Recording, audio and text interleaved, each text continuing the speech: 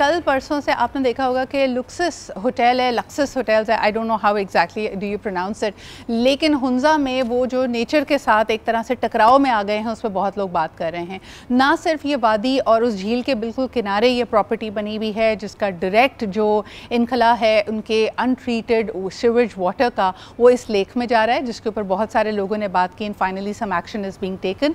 Secondly हम ये देख रहे हैं कि जो उसकी लोकेशन है, it's a very vulnerable position. जब भी आप नेचर से, कुदरत से उसके आमने सामने आ जाते हैं और उससे टकराव की नहज पे पहुंचते हैं, नुकसान आपका ही होता है। इस वक्त हम बहुत सारे फिनोमेनास को समझने की कोशिश कर रहे हैं, ख़ास तौर पे क्लाइमेट वल्नरेबिलिटी पे आप अक्सर बात करते हैं कि यहाँ पे सैलाब और मुख्तलिफ इस तरह की जो कैटास्ट्रफीज़ हैं, बारिश का ना होना, हीट वेव्स आना, कोल्ड वेव्स आना, इसकी सिवेरिटी में हम इजाफा देखेंगे ही।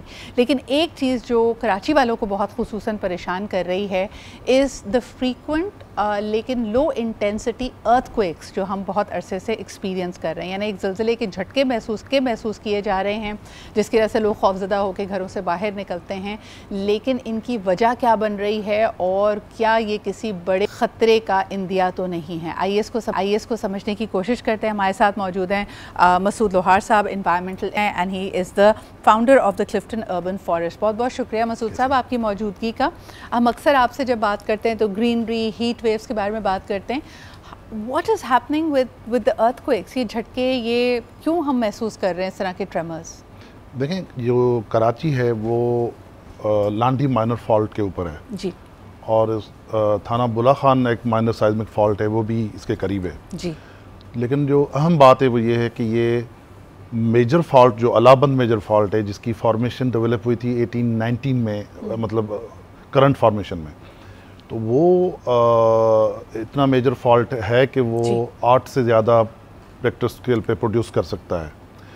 लेकिन उससे भी ज़्यादा ये जो एक्टिविटी हो रही है, हालांकि कुछ एक्सपर्ट्स ये कह रहे हैं कि ये लो इंटेंसिटी ही रहेंगे, लेकिन मैं इसको नहीं मानता, क्योंकि लांडी माइनर फॉल्ट टेक्निकली 6 का झटका जो है जनरेट कर सकता है।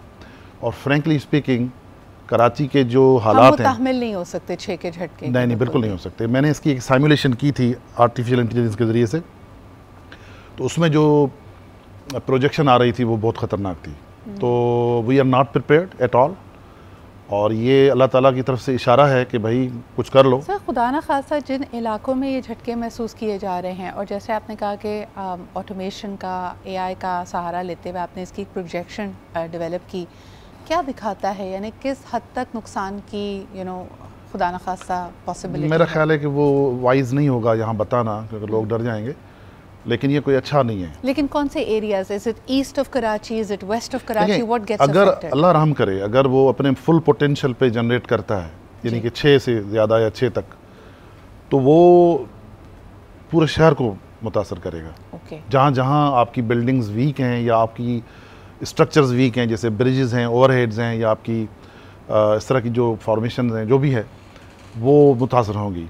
लेकिन जो सबसे ज़्यादा इंटेंसिटी जो ख़तरा है वो लांडी, कोरंगी, मलीर, स्टील मिल वाला एरिया, गुलशन हदीद, गुलिस्तान जोहर और कुछ हिस्सा गुलशन इकबाल का। अच्छा, इंटरेस्टिंगली आप जिन इलाकों का नाम ले रहे हैं वो कराची की मईशत की भी शहरग है, बैकबोन है, क्योंकि यहाँ पे ज़्यादातर इंडस्ट्रियल प्लांट्स हैं। तो क्या ये इंडस्ट्रियलिस्ट इस बारे में कुछ बात कर रहे हैं और किया क्या जा सकता है? मेरा एक सवाल है, प्रिपेयर्डनेस के लिए हम क्या कर सकते हैं? मेरा एक सवाल है कि पाकिस्तान के 2 एक्टिव पोर्ट्स हैं, दोनों कराची में हैं जी, दोनों फॉल्ट लाइंस के ऊपर हैं। क्या अल्लाह माफ़ करे आप इसके लिए प्रिपेयर्ड हैं कि एक हफ़्ता आपका पोर्ट बंद रहे? नहीं, तो इसका मतलब है कि अल्लाह ताला की तरफ से इशारे मिल रहे हैं कि कुछ कर लो।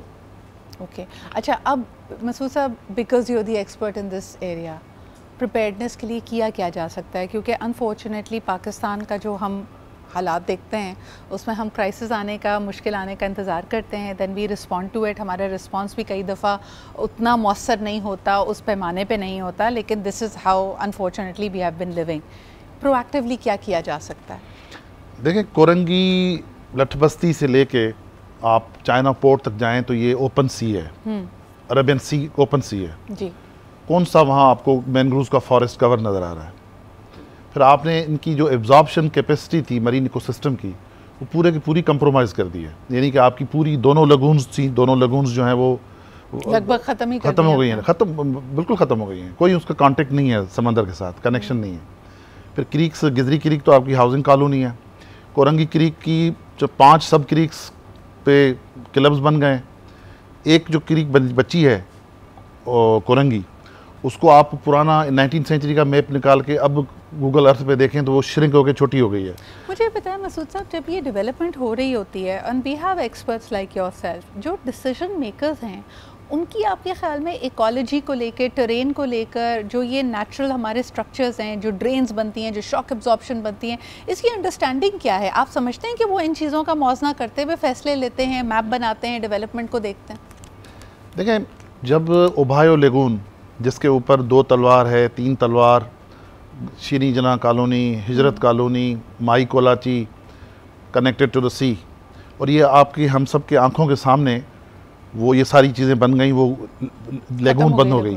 फिर उसके ऊपर जो है माई कोलाची का रोड भी बना दिया गया, यानी फुली डिस्कनेक्ट भी कर दिया गया। भाई आप ओवरहेड कर दें, तो इसका मतलब ये है कि हम, एक पंजाबी में मुहावरा है ना, सानू की, तो यहाँ अनफॉर्चुनेटली डिसीजन मेकर्स और जो भी एम्पावर्ड लोग हैं प्राइवेट सेक्टर या गवर्नमेंट में, वो सब ड्यूअल नेशनल्स हैं, वो सब कहीं और रहना चाहते हैं, कहीं और ख्वाब देखते हैं, तो यहाँ उनको परवाह ही नहीं है। मतलब आप इससे अंदाज़ा करें कि डिफेंस और क्लिफ्टन में रहने वाले लोग कभी इस बीच को एंजॉय करने के लिए नहीं आते, वहाँ मच्छर कॉलोनी हमारे जैसे लोग जो है वो जाते हैं।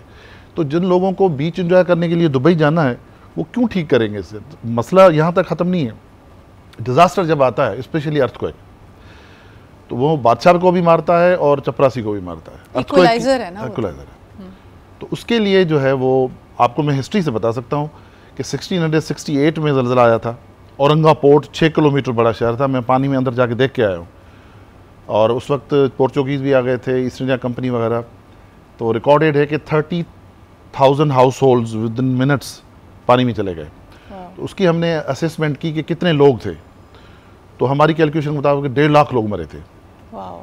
कब? 17th सेंचुरी में, जब हाई राइजेज नहीं थी, इंक्रोचमेंट्स नहीं थी, शहर नॉर्मल थे। और उस ज़माने के हिसाब से ये एक बहुत बड़ा नंबर था, जो हमारी कंपोजिशन बनती है। मसूद साहब, thank you for being a whistle blower at that.